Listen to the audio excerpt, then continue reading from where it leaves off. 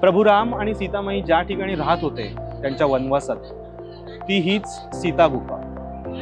5 वडाच्या झाडांनी वेढलेलं हे ठिकाण आहे, म्हणून त्याला पंचवटी असं म्हणतात. कारण अशी मान्यता आहे की सीतेचं वनवासातील बरंच आयुष्य या गुफेत गेलं आणि रावणाने सीतेचं अपहरण सुद्धा याच गुफेतून केलं होतं.